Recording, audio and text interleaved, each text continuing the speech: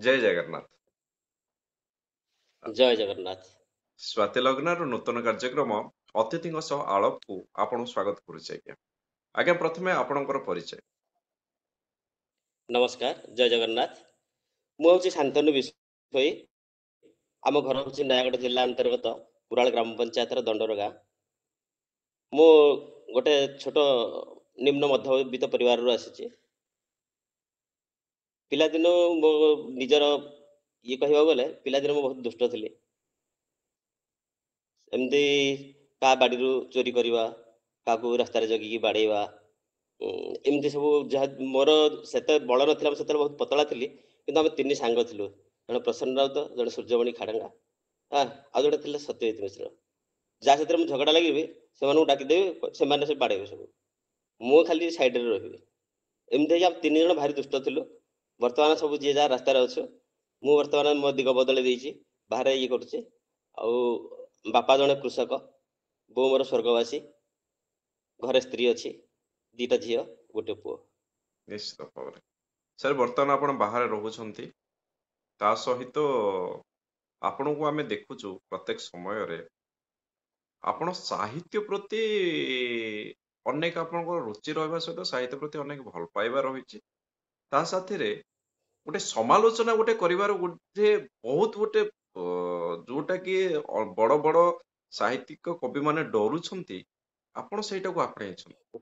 ଏଇଟା କେବେ ହେଲେ ଭାବି ନାହାନ୍ତି ଆପଣଙ୍କ ପ୍ରତି କିଛି ଅସୁବିଧା ହବ ବା ଅସୁବିଧା ହଉଛି ବା ଅସୁବିଧା କରାଯାଇ ପାରିବ, ଏଇଭଳିଆ କେତେବେଳେ ଭାବନା ଚିନ୍ତନ ଆସିନି ଆପଣଙ୍କ ମନରେ? ମୁଁ ହଉଛି ଟିକେ ଭଗବତ ବିଶ୍ୱାସୀ। ସବୁ ଭଗବାନଙ୍କ ଉପରେ ଛାଡ଼ିଦିଏ। ମୁଁ ଯାହା କରୁଛି ସେଇଟା ଭଗବାନଙ୍କ ଦ୍ୱାରା କରୁଛି। ଯାହା ମୋ ପ୍ରତି ହେଉଛି ସେଇଟା ଭଗବାନ ହିଁ କରୁଛନ୍ତି। ସେଥିପାଇଁ ମୁଁ କେବେ ଦିନେ ଜନ୍ମ ଦିନେ ମରଣ, ମରଣଟା କେତେବେଳେ କହିକି ଆସିବନି। ଯେତେବେଳେ ଆସିବ ତାର ସେ ଆସିବ, ଲୁଚିକି ଧରିକି ପଳେଇବ। ଆଉ ଏମିତି, ଆଉ ମରଣଟା ହେଉଛି ଧ୍ରୁବ ସତ୍ୟ। ଦିନେ ଦୁଇ ଦିନ ମରିବା। ଯଦି ବଞ୍ଚିଥିବା ପର୍ଯ୍ୟନ୍ତ ଆମେ ଭଲ କାମଟା କାହିଁକି ନ କରିବା? ନିଶ୍ଚିତ ବଞ୍ଚିଥିବା ପର୍ଯ୍ୟନ୍ତ ଆମେ ନିର୍ଭୀକ କାହିଁକି ନବା? ସଦାବେଳେ ଯେଉଁମାନେ ବିପ୍ଳବୀ ସେମାନଙ୍କର କାହାଣୀ ଲେଖାଯାଏ। ତୋଷାମତି ମାନେ ଭଲେ ଦୁନିଆରେ ପୁରସ୍କାର ପାଇପାରନ୍ତି, ସେମାନଙ୍କୁ ଶୀର୍ଷରେ ବସାଇ ଦିଆଯାଇପାରେ, କିନ୍ତୁ ଇତିହାସ ସଦାବେଳେ ବିପ୍ଳବୀ ମାନଙ୍କର ଲେଖାଯାଏ, ନିର୍ଭୀକ ମାନଙ୍କର ଲେଖାଯାଏ। ନିଶ୍ଚିତ ଭାବରେ ଏଇଟା ତ ନିଶ୍ଚିତ ଭାବରେ ଏଇଟା ଏବଂ ବାସ୍ତବିକ ଘଟଣା ମଧ୍ୟ। ଆଉ ଆପଣଙ୍କର ଯୋଉ ମୁଁ କେବେ କଥାଟା ବି ମୋ ଜୀବନରେ ସାଲିସ କରିବାକୁ ଚାହିଁନି। ବହୁତ ଘାତ ପ୍ରତିଘାତ ଆସିଲେ ବି ମୁଁ କେବେ ସାଲିସ କରିବାକୁ ଚାହିଁନି। ମାନେ ମଧ୍ୟସ୍ଥତା ବିହୀନ ଜୀବନ ମୁଁ ବଞ୍ଚିବାକୁ ସଦାବେଳେ ଚାହେଁ। ମତେ ବି ସମସ୍ତେ ବହୁତ ଲୋକ ଅଛନ୍ତି ଯେଉଁମାନେ କି ବ୍ୟାକ୍ ସପୋର୍ଟ କରନ୍ତି। ସେ ବହୁତ ଅଛନ୍ତି ବିଜେପିର ଲୋକ, ବହୁତ ଅଛନ୍ତି ବିଜେଡିର ଲୋକ, ବହୁତ ଅଛନ୍ତି କଂଗ୍ରେସର ଲୋକ, ଯେଉଁମାନେ କି ମୋ ପଛରେ ଠିଆ ହୁଅନ୍ତି। ନାଇଁ ନାଇଁ, ଶାନ୍ତନୁ ଯାହା ଲେଖୁଛି ଭଲ ଲେଖୁଛି, ସମାଜକୁ ଗୋଟେ ଦିଗ୍ଦର୍ଶନ ଦେଉଛି, ସମାଜକୁ ଗୋଟେ ଚେତନା ଦେଉଛି। ଆଉ ଆମେ ତା ଲେଖା ପ୍ରତି କିଛି କୌଣସି କରନ୍ତି କିଛି ଲୋକ ଯେଉଁମାନେ ନିଚ ମନା, ଯେଉଁମାନେ ଅଛନ୍ତି, ସେମାନେ କିଛି ଖରାପ କମେଣ୍ଟ ଦିଅନ୍ତି। କିନ୍ତୁ ବହୁତ ଯେଉଁମାନେ ଏଜୁକେଟେଡ୍, ଯେଉଁମାନେ ଉନ୍ନତ ମନା, ସେମାନେ ମୋତେ ବହୁତ ସପୋର୍ଟ କରନ୍ତି। ସେମାନଙ୍କ ଆଶୀର୍ବାଦ ଯୋଗୁଁ ମୁଁ ଆଜି ଜଣେ ଭଲ ସମାଲୋଚକ ହେଇପାରିଛି। ସାର୍, ଇଏ ସମାଲୋଚନା କରିବା, କବିତା ମାନ୍ୟକୁ ସମାଲୋଚନା କରିବା କେବେଠୁ ଆରମ୍ଭ ହେଲା ଓ କାହିଁକି ଆରମ୍ଭ ହେଲା? କାହିଁକି ଏଇଭଳି ଗୋଟେ ମନର ଭାବ ଜାଗ୍ରତ ହେଲା? କାରଣ ସମସ୍ତେ ଚାହୁଁଛନ୍ତି କବିତା ଲେଖିବେ, ଗଳ୍ପ ଲେଖିବେ। ଆପଣ କବିତା ଲେଖନ୍ତି, ଗଳ୍ପ ଲେଖନ୍ତି, ତା ଅପେକ୍ଷା ବେଶୀ ଆପଣଙ୍କ ସମାଲୋଚନା ରହେ। ତ ଆ ବିଷୟରେ କାରଣ କଣ, ବା କେବେଠୁ କାହିଁକି ଏଇଭଳିଆ ଗୋଟେ ମନର ଭାବ ଜାଗ୍ରତ ହେଲା? କୌଣସି ଜୀବନଟା ଗୋଟେ ହଁ, ଏତିକି କଥା କହିବି, କୌଣସି ରାଜନୈତିକ ଦଳର ନାଁ ନ ନେଇ କି କାହା ନାଁ ନ ନେଇ କଥାଟା ଉପସ୍ଥାପନ କଲେ ବହୁତ ଭଲ ହବ। ମୋ ଜୀବନଟା ହେଉଛି ଗୋଟେ ରଦି କାଗଜ। ମୁଁ ଯେତେବେଳେ ହାଇସ୍କୁଲ କ୍ୟାରିୟରରେ ପାଠ ପଢ଼ୁଥିଲି, ଜନଶକ୍ତି ବିଦ୍ୟା ନିକେତନ ଦେଓଗାଁ ଭାଲିଆଡି ହେଉଛି ମୋ ହାଇସ୍କୁଲ। ସେଇଠି ମୁଁ ପାଠ ପଢ଼ୁଥିଲି। ଯେତେବେଳେ ମଳୟ ଆସିବ ସେତେବେଳେ ସମସ୍ତେ ହସିବେ, କିନ୍ତୁ ବାଉଁଶ ଗଛ କାନ୍ଦିବ। ବାଉଁଶ ପତ୍ର ଛଡ଼ା ଦେଇକି ଝରକା ବାଟ ଦେଇକି ଉଡ଼ି ଉଡ଼ି ଆସିବ। ସେ ଝରକାର ଯେଉଁ ଉଡ଼ି ଉଡ଼ି ଆସିଥିବ ବାଉଁଶ ପତ୍ରରେ ମୁଁ ଅନେକ ଲେଖିଛି, ଅନେକ ଲିଭେଇଛି, ଅନେକ କାଟିକି ଫୋପାଡ଼ି ଦେଇଛି। ବହୁତ ଗୁଡ଼ାଏ ଲେଖା ହେଇଥିବ। ଯେତେବେଳେ ତା ପାଖ ଖଳା ବାଲା ଆସିବ, କହିବି ବାଉଁଶ ପତ୍ରରେ କିଏ ଲେଖିକି ପକଉଛି ସବୁ, ଆଉ କେତେ କଣ ଲେଖା ହେଇଛି। ସେଇଠୁ ହୋଇଥିଲା ମୋର ଲେଖାର ଅୟମାରମ୍ଭ। ମାନେ ଆଉ ଆପଣ ଅନେକ ବି ଆପଣ କାଗଜରେ ଆ ଲେଖିକି ରଖିଥିବି। ଆପଣ ବାଉଁଶ ପତ୍ରରୁ ହିଁ ଲେଖା ଆରମ୍ଭ କରିଛନ୍ତି। ମାନେ ମାନେ ସମସ୍ତ ଭାବନା ଚିନ୍ତନ ସେଇଠୁ ହିଁ ଆରମ୍ଭ ହୋଇଛି ତାହେଲେ, ନାଇଁ କି? ବହୁତ ଭଲ କଥା। ବାଉଁଶ ପତ୍ରରେ ଲେଖା ଆରମ୍ଭ ହୋଇଛି। ତ ତାହେଲେ ସାର୍ ଇଏ ମୁଁ ଯୋଉ ପ୍ରଶ୍ନଟା ଆପଣଙ୍କୁ ପଚାରୁଥିଲି ସେଇ ସମାଲୋଚନା ଆମେ କବିତା ଲେଖିବା ଗଳ୍ପ ଲେଖିବା ହୁଁ କିନ୍ତୁ ହୁଁ। ସମାଲୋଚନାଟା କାହିଁକି ଗୋଟେ ମନ ଭିତରେ ଜାଗ୍ରତ ହେଲା? ଦେଖନ୍ତୁ, ଆମର ଦରବାରୀ କବି ଗୁଡ଼ାଏ ଅଛନ୍ତି ଯୋଉମାନେ କି ଅନ୍ୟର ତୋଷାମଦ କରି ଟେକାଟେକି କରି ସେମାନଙ୍କୁ ଲେଖିକି କରନ୍ତି। ଆଉ ଅଛନ୍ତି ଗୁଡ଼ାଏ ପ୍ରେମିକ ନାରୀର ସୌନ୍ଦର୍ଯ୍ୟରେ କରନ୍ତି। କେତେ ତାର ମୂଲ୍ୟ କଣ ଅଛି?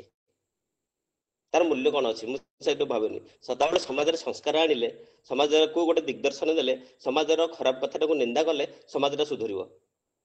ଯଦି ଆମେ ଗୋଟେ ପ୍ରେମ କବିତା ଲେଖିକି ରଖିବା, ସେଥିରେ ପିଲାମାନେ ଉଦ୍ଭ୍ରାନ୍ତ ହେଇକି ବିପଥଗାମୀ ହେଇପାରନ୍ତି। ତୋଷାମଦ କରିବା, ସେ ଯେତେ ଆମକୁ ଭଲ ଲାଗିଲେ ବି ସମାଜରେ ଗୋଟେ ତୋଷାମଦର ଛାପ ପଡ଼ିବ। କିନ୍ତୁ ଯଦି ଆପଣ ସମାଲୋଚନା କରୁଛନ୍ତି, ତାହେଲେ ସମାଜଟା ରେକ୍ଟିଫାଏ ହେବ, ଧର୍ମଟା ରେକ୍ଟିଫାଏ ହେବ, ସବୁ ମାନେ ତାର ସଂଶୋଧନ ଗୋଟେ ଆସିବ। ମୁଁ କେତେ ସଫଳ ହେଇଛି କେତେ ବିଫଳ ହେଇଛି ମୁଁ ଯଦିଓ ଜାଣିନି, ତଥାପି ମୁଁ ସଦାବେଳେ ସେଇଆ ହିଁ ଚେଷ୍ଟା କରେ କରିବାକୁ ମୋ ଆଗ୍ରହ ଅଛି। ସେଥିପାଇଁ ମୋତେ ବନ୍ଧୁମାନେ ସାହାଯ୍ୟ ସହଯୋଗ କରୁଛନ୍ତି, ଗାଳି ବି ଦେଉଛନ୍ତି। ଯେଉଁମାନେ ଗାଳି ଦେଉଛନ୍ତି ସେମାନେ ହେଉଛନ୍ତି ମୋର ପ୍ରକୃତ ଦିଗଦ୍ରଷ୍ଟା, କାହିଁକିନା ସେମାନଙ୍କ ଗାଳି ହିଁ ମୋତେ ନୂଆ ଖୋରାକ ଯୋଗାଏ। ନିଶ୍ଚିତ ଭାବରେ ନିଶ୍ଚିତ ଭାବରେ ସାର୍। ସାର୍ ବର୍ତ୍ତମାନ ଆମେ ଆମ ଦେଖୁଛୁ। ଲେଖାର କୁହନ୍ତୁ। ମୋ ଲେଖାର ମୁଁ ଜାଣିନଥିଲି ଯେ ମୁଁ ଜଣେ ପ୍ରକୃତ ଲେଖକ ବୋଲି। ଲେଖୁ ଲେଖୁ ଲେଖିଦିଏ ସେମିତି। ଥରେ ନୟାଗଡ଼ ମୁଁ ଯାଇଥିଲି, ସନ୍ତୋଷୀ ଆର୍ଟ, ଶ୍ରୀଧର ପ୍ରଧାନ, ତାଙ୍କୁ ଯେତେବେଳେ ଦେଖିଲି, ଭୂତଭୂତିଆ ବାଳ, ମୁଁ ତାଙ୍କୁ ଦେଖିନଥିଲି ଆଗରୁ, କି ସିଏ ମୋତେ ଦେଖିନଥିଲେ ଆଗରୁ। ତଥାପି ଫେସବୁକରୁ ମୋ ଦେଖିଦେଇକି କହିଲେ ହଁ ଭଲ ଭଲ ଲେଖା ଆଉ। ମୁଁ ଭାବିଲି କାହାକୁ କହୁଛନ୍ତି ବୋଲି ପଛ ଆଡ଼େ ନେଇକି ଦେଖିଲି, ଦେଖିଲା ପରେ କହିଲେ ନାଇଁ ମୁଁ ତମକୁ କହୁଛି। ସେଇଦିନ ସେ ମୋତେ ମୋ ଲେଖାଟାକୁ ମୋହର ମାରିଥିଲେ। ମୁଁ ଜଣେ ସେଦିନ ଭାବିଲି ଯାହା ହଉ, ତାପରେ ନୟାଗଡ଼ ଡିଷ୍ଟ୍ରିକ୍ଟ ସଦରରୁ ଯଦି ଆମ ଲେଖାକୁ ପ୍ରଶଂସା ଆସୁଛି, ତାମାନେ କିଛିଟା ଗୋଟେ ଆମର ଲେଖାର ମାଧୁର୍ଯ୍ୟ ଅଛି। ନିଶ୍ଚିତ ଦ୍ୱିତୀୟ କଥା ହେଲା, ଗୀତିକଳ୍ପ ହରିଶ ପ୍ରଧାନ ସେତେବେଳେ ପ୍ରକାଶ କରୁଥାନ୍ତି ନୟାଗଡ଼ ଦର୍ପଣ। ନୟାଗଡ଼ ଦର୍ପଣରେ ସେ ମୋତେ ତାଙ୍କ ତରଫରୁ ଫୋନ କରିକି ଗୋଟେ ଥର କହିଲେ ଆପଣ କବିତା ଫବିତା ଟିକେ ଦେଉନାହାନ୍ତି, ଆମ ଖବରକାଗଜରେ କାଢ଼ିବା। ମୁଁ କହିଲି ମୁଁ କୋଉଦିନଠୁ ସାର୍ କବି ହେଲିଣି, ଆମ କବିତା ଆପଣ କାଢ଼ିବେ? ଯଦି କହୁଛନ୍ତି ତାହେଲେ ଦେବା ଆଉ। ସେଠୁ ମୁଁ ତାଙ୍କୁ କବିତା ଟିଏ ଦେଲି, ଦେଲା ପରେ ପ୍ରକାଶିତ ହେଲାନି। ପ୍ରକାଶିତ ନହେଲା ପରେ ସେ ଆମର ଅଛନ୍ତି ତାଙ୍କର ଏଡିଟର ଯଯାତି କେଶରୀ, ତାଙ୍କୁ ସେ ବାରମ୍ବାର ପ୍ରେସର କଲେ। ସିଏ ସେଇଠୁ ମୋତେ ଫୋନ କରିକି ରଖିଦେଲେ, କହିଲେ ଭାଇ ମୋତେ ଭାଇ ପ୍ରେସର କରୁଛନ୍ତି, ଆପଣ ଯାହା ହେଲେ ଯେମିତି ହେଉଛୁ ଯେମିତିଆ କବିତା ରହୁଛୁ ଦିଅନ୍ତୁ, ଆପଣଙ୍କର ବସିବାଟା ପଡ଼ିବ। ତାପରେ ମୋର ନବଜନ୍ମ ହେଇଥିଲା ସାହିତ୍ୟର ନୟାଗଡ଼ ଦର୍ପଣରୁ। ସିଏ ହିଁ ମୋତେ ସଦାବେଳେ ଯେତେବେଳେ ତାଙ୍କର ପାକ୍ଷିକ ପତ୍ରିକାଟା ବାହାରିବ, କହିବ ଶାନ୍ତନୁ ବାବୁ ଲେଖାଟେ ଦିଅନ୍ତୁ, ଲେଖାଟେ ଦିଅନ୍ତୁ। ତାଙ୍କର ଯୋଉ ସେଇ ଇଏଟାରୁ ମୁଁ ସଦାବେଳେ ପ୍ରସ୍ତୁତ ହେଇକି ଥିବି, 15 ଦିନ ଯେମିତି ହେଇଯିବ ଗୋଟେ ଲେଖାଟେ ସେ ମୋତେ ମାଗିବେ, ମୁଁ ଦେବି। ନିଶ୍ଚିତ ଭାବରେ। ସେଇଟା ହେଇଥିଲା ମୋର ନବଜନ୍ମ ଲେଖାର। ଅ,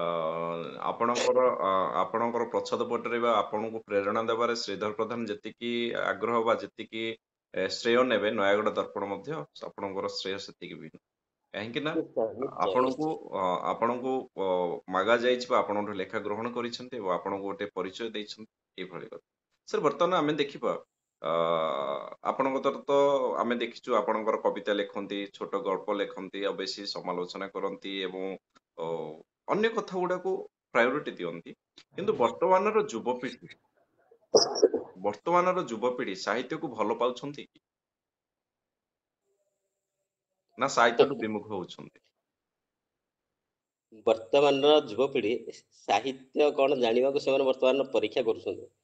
ସାହିତ୍ୟର ଯିଏ ସାହିତ୍ୟକୁ ଆସ୍ୱାଦନ କରିପାରିଲା, ସେ ସାହିତ୍ୟ ପ୍ରତି ଆକୃଷ୍ଟ ହେଇଗଲା। ଆସୁଛନ୍ତି ବହୁତ ଯୁବପିଢି ଆସୁଛନ୍ତି, ସେମାନେ କେତିକି ସଫଳ ହଉଛନ୍ତି ବିଫଳ ହଉଛନ୍ତି ନିଜେ ମାପି ପାରୁନାହାନ୍ତି। ବର୍ତ୍ତମାନ କଣ ସାହିତ୍ୟର ବହୁତ ରାଜନୀତି ଚାଲିଛି। ସାହିତ୍ୟ ଏମିତି ଗୋଟେ କଳୁଷିତ ଖାଇ ସାରିଲାଣି ଯେ ସାର୍ଟିଫିକେଟ ଦେବେ ପଇସା ନେବେ, ବହି ଉନ୍ମୋଚନ କରାଇବେ ପଇସା ନେବେ, ବିଭିନ୍ନ ପ୍ରକାର କରି ସାହିତ୍ୟଟାକୁ ପୁରା କଳଙ୍କିତ କରିସାରିଲେଣି। ଖାଲି ଗାଁ ଗହଳି ଜିଲ୍ଲା ସ୍ତରୀୟ ନୁହଁ, ଆମର ବଡ଼ ବଡ଼ ଯେଉଁ ଅନୁଷ୍ଠାନ ଅଛି, ସେମାନେ ବି ଭଲ ଭଲ ଲେଖକଙ୍କର ଦେଖିବେନି। କୋଉ ନେତା କୋଉଠି ସୁପାରିଶ କଲା, ସେଇ ଲେଖକର ଲେଖା ଦେଖିବେ। ଏମିତି ସବୁ ଆମର କଳୁଷିତ ହେଇଯାଇଛି, ଯାହାଫଳରେ କିଛି ଲେଖକ ମୁହଁ ଫେରାଇବାକୁ ବାଧ୍ୟ ହଉଛନ୍ତି। କିନ୍ତୁ ଯୋଉମାନଙ୍କର ସାଧନା ଚାଲିଛି ସେମାନେ ପଛଘୁଞ୍ଚା ଦଉନାହାନ୍ତି। ସେମାନେ ଯୋଉମାନେ ପୁରସ୍କାର ପାଇଁ ଲାଳାୟିତ ନୁହଁ, ଆଜି ନଥିଲେ କି କାଲି ବି ରହିବେନି, ସେମାନେ ନିଜର ସାଧନାରେ ବ୍ରତୀ ହେଇକି ଅଛନ୍ତି, ରହିବେ ଆଉ ଆଗକୁ ଯିବେ। ସାର୍ ଏଇ ଆପଣ ଆମେ ଏଇ ଯୁବପିଢିଙ୍କ ପାଇଁ ବାର୍ତ୍ତା କଣ ଦବା?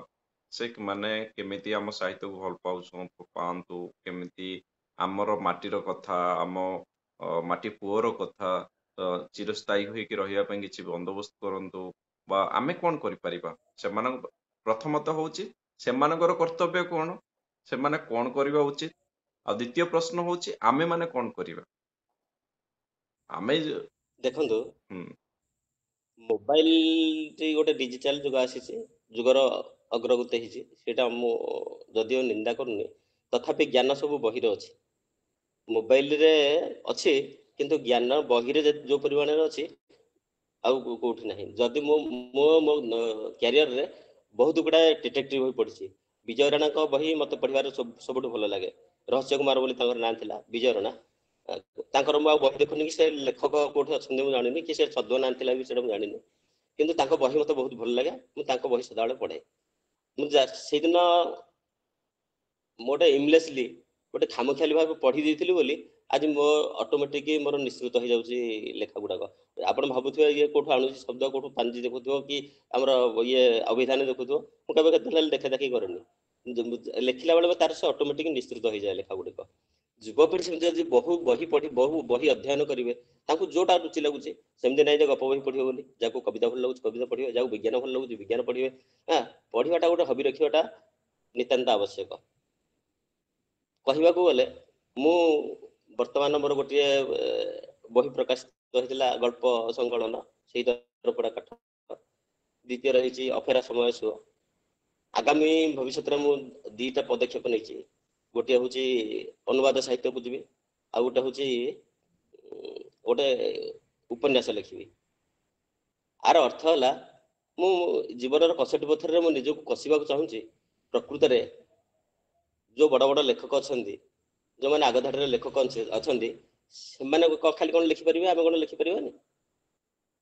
ମୁଁ ନିଜକୁ ନିଜେ କଷିବାକୁ ଚାହୁଁଛି। ସେଇଥିପାଇଁ ମୁଁ ମୋର ବର୍ତ୍ତମାନ ମୋର ଗଳ୍ପ ଲେଖା ଚାଲିଛି, କବିତା ଲେଖା ଚାଲିଛି, ତଥାପି ମୁଁ ମୋର କାର୍ଯ୍ୟଧାରାରେ ବଦଳେଇ ବଦଳେଇ ଚାଲିଛି। ବାସ୍ତବରେ ମୁଁ କେତେ ସଫଳ ହଉଛି ନ ହଉଛି ସେଇଟା ମୁଁ ଦେଖିବାକୁ ଚାହୁଁଛି। ଯୁବପିଢ଼ିକୁ ମୁଁ ଏତିକି କହିବି, ସେମାନେ ବି ଆଗେଇ ଆସନ୍ତୁ। ଯାହାର ମାତୃଭାଷା ଯେତେ ସମୃଦ୍ଧ, ସେଇ ଦେଶ ସେଥିରେ, ସେଇ ରାଜ୍ୟ ସେତେ ସମୃଦ୍ଧ। ସେଥିପାଇଁ ମାତୃଭାଷାକୁ କେତେ ହେଲେ ଆମେ ହୀନମନ୍ୟତା କରିବାନି। ସବୁ ଭାଷା ମାକୁ ଆମେ ସମ୍ମାନ ଦେବା। ସେ କୋଶଳୀ ହଉ, ଓଡ଼ିଆ ହଉ, ବଙ୍ଗାଳୀ ହଉ, ହିନ୍ଦୀ ହଉ, ଯୋଉ ଭାଷା ହଉ, ସବୁ ଭାଷାକୁ ଆମେ ସମ୍ମାନ ଦେବା। ଆଉ ବହୁତ ବହି ଗୁଡ଼ାଏ ପଢ଼ିବା, ବହୁତ ଜ୍ଞାନ ଆହରଣ କରିବା, ସେଇଆ ହିଁ ମୁଁ କହିବି। ଆଉ ସମସ୍ତେ ଲେଖନ୍ତୁ, କିଛି 4 ଧାଡ଼ି ଲେଖନ୍ତୁ, ବେଶୀ ଲେଖିବା ଦରକାର। ବର୍ତ୍ତମାନ ଆଜିକାଲି ସର୍ଟକଟ୍ ଯୁଗ ହେଇଗଲାଣି, ସମସ୍ତେ ଚଉପଦୀ ଲେଖିକି ଛାଡ଼ି ଦଉଛନ୍ତି। ସେଇଆ ହିଁ କରନ୍ତୁ। ଠିକ ଅଛି ସାର୍। ସାର୍ ଆଉ ଆମର ଇଏ ରହିବ, ସେମାନେ ପଢିବା ଦରକାର, ବହି ପଢିବା ଦରକାର, ବହି ଲେଖିବା ଦରକାର, ତ ଆମ ମାନଙ୍କର କର୍ତ୍ତବ୍ୟ ସେମାନଙ୍କ ପ୍ରତି କଣ ରହିବା ଦରକାର? ବର୍ତ୍ତମାନ ସାହିତ୍ୟରେ ଗୋଡ଼ଭିଡ଼ା ଯୁଗର ଆରମ୍ଭ ହୋଇଯାଇଛି। ଜଣେ ସାହିତ୍ୟିକ ଯଦି ଆଗକୁ ପଳେଇଲା, ଯୋଉମାନେ ବରିଷ୍ଠ ଆଉ ଜଘନ୍ୟ ସାହିତ୍ୟିକ ଥିବେ, ସେମାନେ ତାଙ୍କର ଗୋଡ଼ ଭିଡ଼ିବାକୁ ଆରମ୍ଭ କରିଦେଉଛନ୍ତି। ତୁ ଜାଣିନୁ, ତୁ ପିଲାର କେତେ ଦିନର ଯୋଗୀ। ଏମିତି କାହାକୁ ଏମିତି ନ କହି ବରଂ ତାକୁ ଆହୁରି ପ୍ରୋତ୍ସାହନ ଦିଆଯାଉ। ତା ଲେଖାକୁ ଗୋଟେ ବେଶ ଦିଆଯାଉ, ନାହିଁ ଏଇଠି ପତ୍ରିକା ବାହାରୁଛି, ତୁ ପତ୍ରିକା ଦେ, ତୋର ଲେଖା ଭଲ ହଉ, ତୁ ଆଗକୁ ଯା। ସମସ୍ତଙ୍କୁ ପ୍ରୋତ୍ସାହନ ଦରକାର। ଏମିତି ନିଚ ମନା ହେବା କଥା ନାହିଁ କବି କିମ୍ବା ଲେଖକ। ନିଶ୍ଚିତ ଭାବରେ ସାର୍। ଅନ୍ୟର ଗୋଡ଼ ଭିଡ଼ିବା କଥା ନାହିଁ। ଆଉ ଅନ୍ୟର ଗୋଡ଼ ଭିଡ଼ିବା ଦରକାର ନାହିଁ। ସାର୍ ବର୍ତ୍ତମାନ ଆଉ ଗୋଟେ କଥା କହିବି, ଆପଣ ଏତେ କାର୍ଯ୍ୟ ବ୍ୟସ୍ତତା ଭିତରେ ଏତେ ସମୟ ବାହାର କରିବାଟା ଟିକେ କଷ୍ଟ ହୁଏନି? ମୁଁ ଗୋଟେ ଭୂତ। ମୋ ଯେତେବେଳେ ସମୟ, ମତେ ଯେତେବେଳେ ଲେଖିବାକୁ ଇଚ୍ଛା ହବ, ମୁଁ ରାତି ମାନିବିନି, ଦିନ ମାନିବିନି, କାମ ମାନିବିନି, କାମ ମଧ୍ୟ ଛାଡ଼ି ଦେଇକି ପଳେଇବି, ଯାଇକି ଗୋଟେ ଜାଗାରେ ବସିକି ସାଙ୍ଗେ ସାଙ୍ଗେ ଲେଖିବି। ମୋର କିନ୍ତୁ ଏତିକ ମୋର ଅଛି, ମୁଁ ଲେଖା ବହୁତ ସ୍ପିଡି, ମୁଁ ଲେଖିଦେବି ସାଙ୍ଗେ ସାଙ୍ଗେ। ଆପଣ ଯଦି ଦେଖୁଥିବେ, ଭାବୁଥିବେ କେତେ ସମୟ ଲେଖିଥିବ ବୋଲେ, 1 ଘଣ୍ଟା 1.5 ଘଣ୍ଟାରେ ମୁଁ ଲେଖିଥିବି ସବୁ। ବହୁତ ବହୁତ ବହୁତ ସୁନ୍ଦର। ମୋର ଲେଖା ବହୁତ ସ୍ପିଡି। କାହିଁକି ନା ଆପଣଙ୍କ ଯେତେବେଳେ ମନରୁ ନିଃସୃତ ହଉଛି, କବିତାଟା କିମ୍ବା ଗଳ୍ପଟା ଯେତେବେଳେ ମନରୁ ନିଃସୃତ ହଉଛି, ସେଇ ସମୟରେ ଛାଡ଼ିଦେବ ବୋଲେ ଆଉ ସେଇ ଭାବ ଆସିବନି, ସେଇ ଭାଷା ଆସିବନି, ସେଇ ମାଧୁର୍ଯ୍ୟ ଆସିବନି। ନିଶ୍ଚିତ ଭାବରେ, ନିଶ୍ଚିତ ଭାବରେ ଆପଣଙ୍କର ଲେଖନୀ ଏଭଳି ଚାଲିଥାଉ। ଆପଣଙ୍କର ପଥ କୁସମିତ ହବା ପାଇଁ ତ ମୁଁ ସଦାବେଳେ ଆହ୍ୱାନ କରିବି। ରାସ୍ତା କଣ ହବ ମୁଁ ବି ନିଜେ ଜାଣିନି, କିନ୍ତୁ ଆପଣ ସଦାବେଳେ ଆପଣଙ୍କ ପଥ କୁସମିତ ହଉ, ଆପଣଙ୍କ ଲେଖା ଆହୁରି ସମୃଦ୍ଧି ହଉ, ଆପଣ ପାଠକ ପାଠିକାଙ୍କର ଆଦୃତ ଲାଭ କରନ୍ତୁ। ଆପଣ ଉପନ୍ୟାସର ଅପେକ୍ଷାରେ ରହିଲି। ଏବଂ ଦେଖିବ ପୁଣି ଥରେ କଥା ହବା ଆଉ କେତେବେଳେ। ରହୁଛି ଆଜ୍ଞା, ନମସ୍କାର, ଜୟ ଜଗନ୍ନାଥ।